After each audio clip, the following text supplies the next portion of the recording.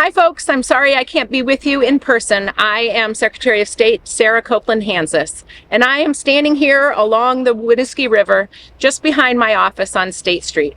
You can see the debris and the silt and the water line. Toni Morrison wrote, they straightened out the river in places to make room for houses and livable acreage.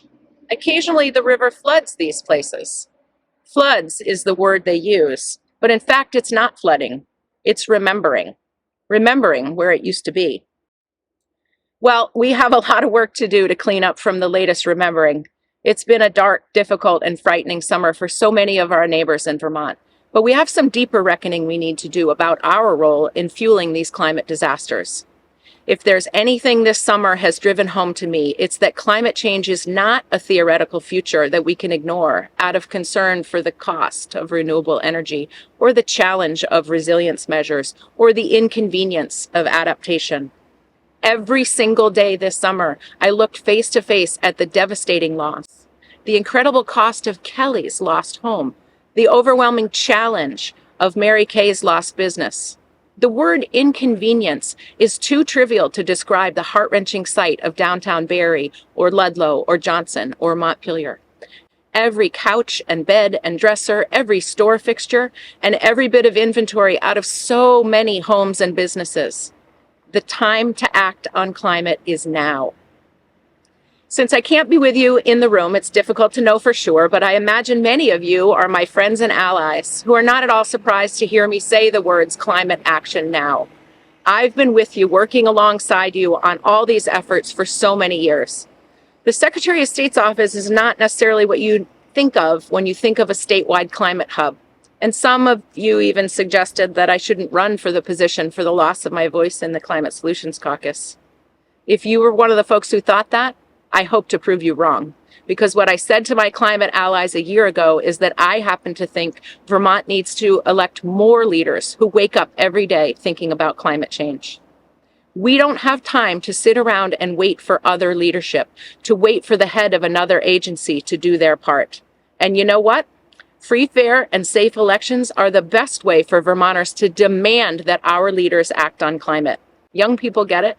That's why I'm committed to civics in schools and voter engagement programs that will help every Vermonter use the democratic process to accomplish the things that are too big for any of us to do on our own. A mid-July morning, I woke up to drive to Londonderry. Gloves, boots, sunscreen, snacks, drinking water replenished. I was ready to put my back into flood cleanup.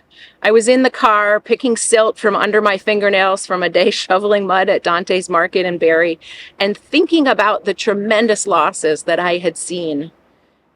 When it occurred to me, every fossil fuel appliance and furnace that's replaced this summer is baking in 30 years of emissions, and we can't afford that. There are many of you in this room who played a key part in the work that Vermont is doing to support the installation of less polluting alternatives. Some of you were already thinking the same thing I was before I called you that day. It's a long drive from my home to Londonderry, so I pitched this to everyone I could think of. And I was so proud to see Efficiency Vermont's rollout of the program last week. There's more we need to do. That's why I also penned an op-ed calling on the governor to support that Efficiency Vermont flood relief program, to direct his appointees to the Climate Council to shift into emergency response. I asked him to direct his agency of natural resources to be willing partners in the development of the Clean Heat Standard and support legislation that ensures we get to 100% renewable electricity by the end of the decade. Before I sent out that piece, I sat down with the governor. I wanted to ask him, one leader to another, one parent to another, to please consider treating climate action with the same focus, respect for science, and sense of urgency he did in his COVID response, and that we're putting into flood response this summer. Thanks to the hard work of allies in this room, we've accomplished one of those things. Let's keep the conversation up about the rest. Please ask this administration to put their gloves on and get to work on the 2030 climate plan, the renewable energy standard, clean heat, and treating climate like the emergency it is. I'm proud to give you a look at the work my agency is doing to make sure every shoulder is put to the wheel on this. The most logical nexus of the Secretary of State's Office to climate action is through our Office of Professional Regulation. We register residential contractors who do projects valued over $10,000 in Vermont homes. We've followed through with our promise to create a map so that Vermonters can find a contractor in their area. Next, we'll turn to our professionals in the industry to identify appropriate certifications that will show homeowners which contractors have specialized training in building efficiency and renewable energy. Vermont has building codes that help ensure our homes and commercial buildings are as efficient as possible, saving everyone on the cost of energy and emissions.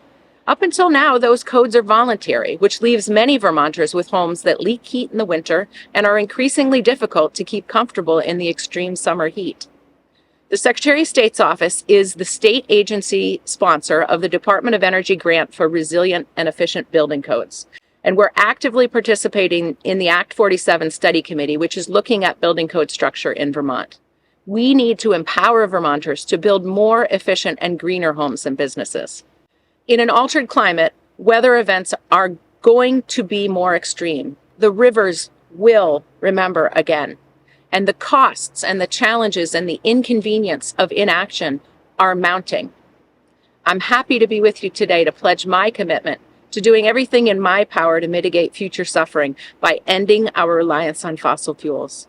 My deputy, Lauren Hibbert, is with you today on the panel, and she'll be happy to answer any questions you have about our work. Thank you.